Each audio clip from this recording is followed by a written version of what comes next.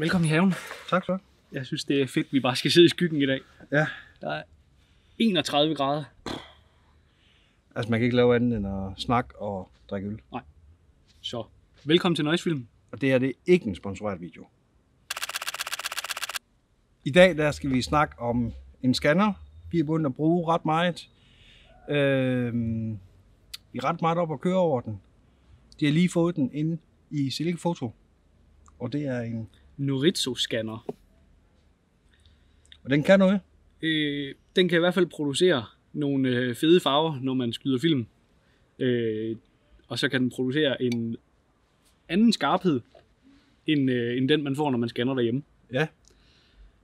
Fordi det er jo ikke nogen hemmelighed, men du har jo Epson V550. Jeg har Epson V550, som vi begge to har scannet på derhjemme. Og jeg har været tilfreds. Mere end tilfreds, og jeg har prøvet lidt forskelligt. Jeg har prøvet Negative Lab Pro pluginet til Lightroom, og jeg har prøvet at scanne med Epson Scans eget software. Og, altså, jeg har fået fine resultater med langt det meste, men jeg har sat mig på Negative Lab Pro. Ja. Men den her Noritsu-scanner, Ja. det er et helt nyt niveau. Altså, det er professionel filmscanning. Der er ingen tvivl om, at den koster. Den koster kassen. Det er ikke Koster noget, kassen. Det er ikke noget, alle har til at stå derhjemme, og det er ikke noget, vi har til at stå derhjemme. Det er noget, som de har fået inde i Silke Foto. Ja. Vores lokale kamera Bix, hvor vi køber vores film, og hvor vi af og til får scannet vores film og fremkaldt vores film, når vi ikke gør det selv. Og det kunne være ret sjovt at bare lige høre derude i lille Danmark. Er der andre fotoforretninger, der har sådan en scanner, som der kan tilbyde at scanne det? Fordi vi kender ikke så meget til det. Jeg tror... Ja, vi har jo brugt vores lokale Bix, Ja. Og nu har de fået en vild scanner, Noritsu-scanneren. Men vi vil stadig gerne høre, hvad jeres lokale Bix bruger, eller hvem I bruger til at fremkalde, og hvad de scanner med. Og, Ja, bare for at høre... eller hvad du scanner med derhjemme, hvis du har Ja. noget andet end en helt almindelig Epson-scanner fra Elgiganten. Ja, fordi der er jo også andre niveauer inden for Epson-scanneren. Det er der. Og prisleje. 100%. 100%. Det der er med den her scanner her, det er, at jeg har skudt Pentax 6.7 i meget lang tid. Og det er mit go-to-kamera, selvom at det er pissetungt. Det laver bare nogle sindssyge filer, og når jeg så får dem fremkaldt, om det er sort-hvid eller farve inden for Silke Foto, og har scannet dem på min Epson-scanner, så er det altid for mig været det bedste. 120 film. Jeg er ikke så meget nede med, at filmene bliver så grynet. Nej. Så ergo har jeg egentlig ikke skudt særlig meget 35 mm her de sidste års tid. Men det er kommet tilbage. Det er det. Altså, min M6'er, det er blevet mit go-to. Ja. Efter jeg har fået dem scannet på den nye scanner derinde. Altså, det er bare lige steppet kvaliteten op. Og det er jo ikke, fordi det snakkede vi om tidligere i dag. Der er jo mange, der gerne vil have det her gryne. Ja. Og det kan man helt sikkert også få på den her scanner her, hvis du vælger en film, en ISO 800 eller en 1600 eller en 3200. Men den har bare et look, som ikke er digitalt. Ja. Fordi der er ingen tvivl om, at når du får din film fremkaldt, og du tager hjem, og du scanner dem, og du gør dem digitalt, så får det et lille snag. Altså, der bliver jo tilført noget digital skarphed og så videre igennem mange af de der forbrugerscannere, der findes. Fordi det er det, de regner med, man gerne vil. Man vil gerne scanne mormors gamle negativer ind, og så vil man gerne have lidt af den der digitale skarphed, vi kender fra i dag.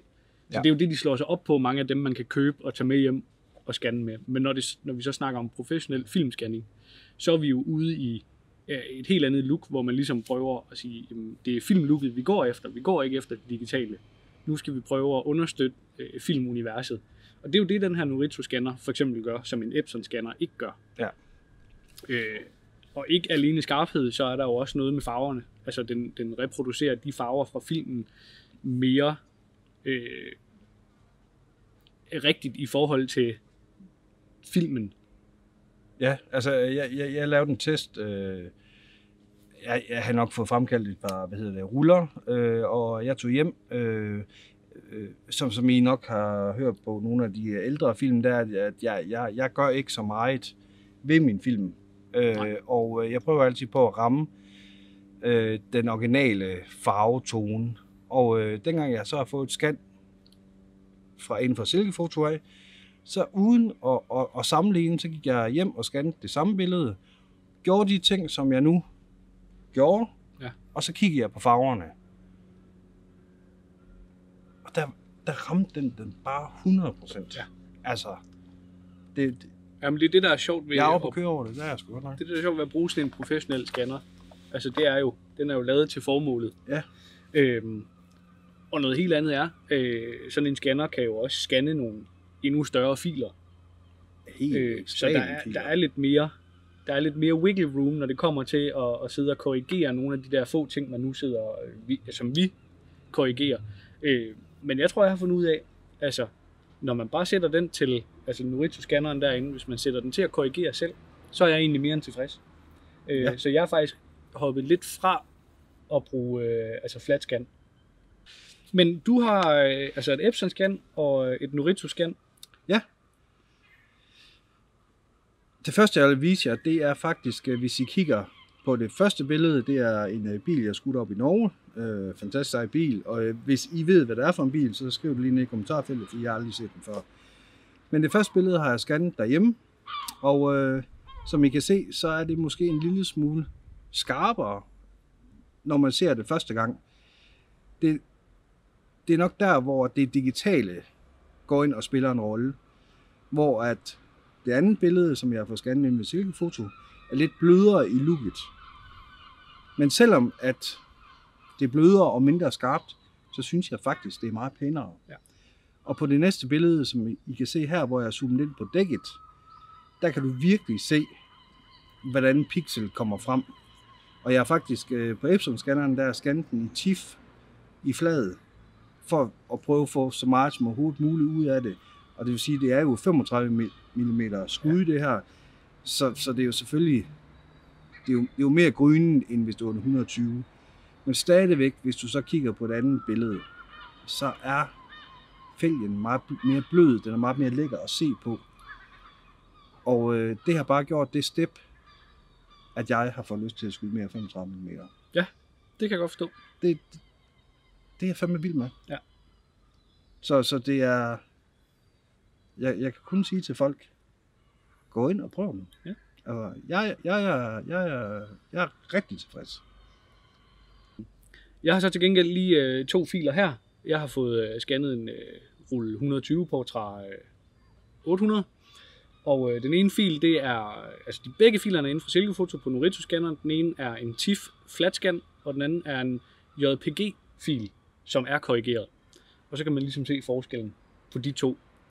Og det er derfor, jeg mener, at jeg er gået lidt fra flat scan, fordi der skal ind og tilføre noget, som jeg egentlig synes, scanneren gør rigtig, rigtig godt. Men det fede til gengæld ved at få korrigeret TIFF-filer, det er, at filen er så stor, at man kan stadigvæk trække lidt i de der sliders, hvis der skulle være et eller andet. Så du kan stadigvæk ind i Lightroom bare køre kontrasten fuld op, uden at filen begynder at falde fra hinanden i pixels. Ja, og det er for sindssygt. Det ser virkelig, virkelig godt ud. Det er lige sådan et, fyrtårn, som jeg skød op i, eller nede i Bogense. I hvad? Bogense. Hvor fanden ligger det? Fyn. Ja, okay. Det har jeg aldrig hørt, den by. Bogense. Ja, er det en by eller et sted? Det er en by. Okay, vildt nok. En lille by. Bogense. Okay. Det er sådan en fyrtårn der, og JPG-filen, altså, den kunne jeg tage direkte derfra og printe ud, og synes, det var fedt. Ja. Jamen, men jeg har jo lidt ved at pille ved filerne. Jeg kan egentlig meget godt lide lige at gøre et eller andet. Ja. Det, fordi så føler jeg lidt, at jeg selv ind over en del mere af processen. Men TIFF-flatfilen, hvis man er til selv at tilføje noget kontrast og noget, så er det er vejen at gå. En kæmpemæssig fil, og det er super fedt. Ja.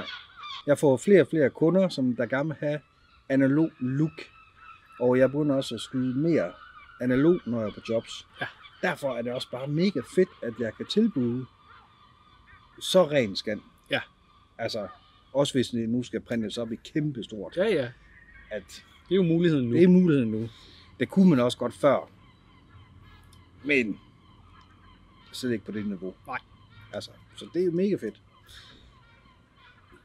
Det her er som sagt ikke en sponsoreret video, og det her det er ren og skær venskabeligt. Vi har nogle gode venner inde i Silkefoto, og det er vores lokale Bix. Og de har simpelthen lavet en ny service, hvor man kan sende sin scans, hvis man nu kommer fra en by, hvor det ikke er nemt lige at komme til Silkeborg eller til en lokal fotobix. Sender man ikke sin scans, man sender sin ruller film. De fremkalder den. De scanner det efter dit behov. Du kan selv bestemme, om det skal være TIFF, flat, om det skal være JPG, korrigeret, whatever. Hvor store filerne skal være. Og det kan man finde inde på deres hjemmeside. Og vi har fået en hvad kaldes sådan noget? Rabatkode, ja. Hvor man får 1% på sit køb hele måneden ud, hele august. Og vi vil opfordre til, at man prøver at få scannet på en Noritsu-scanner. Altså fordi det er sjovt, det giver noget andet. Det her det er public service, det er for at sige, nu er der nogen, der tilbyder Noritsu, og vi ved ikke, om der er andre, der tilbyder det. Men altså jeg kan forestille mig one of many cameras, de havde. Ja, de har nok et eller andet, der er godt. Ja, om det lige er den, det er ikke sikkert, men nok. Men de har været så flinke lige at give os den her rabatkode, og den vil vi selvfølgelig dele med jer. Så hvis I har lyst, så ned i beskrivelsen. Kig inde på deres hjemmeside, se hvad der er muligheder for scans med deres Noritsu-scanner der. Ja. Og prøv det. Det var en kort video. Kortere end det plejer at være. Men det er også bare lidt mere info, det her. Det var bare lidt sjovt. Vi vil bare gerne lige give det ud til befolkningen, at vi synes, at det er ret fedt. Helt sikkert. At scanne på sådan en. Så det er vist bare nøjesfilm ude herfra. Det må man sige. Skål. Skål. Skal jeg kraftedeme hjem og ligge i mit badekar. Vi ses, når det, bliver efterår. Ja, jeg rydder selv op så. Ja. Okay. Skal vi sige det? Det er toppen.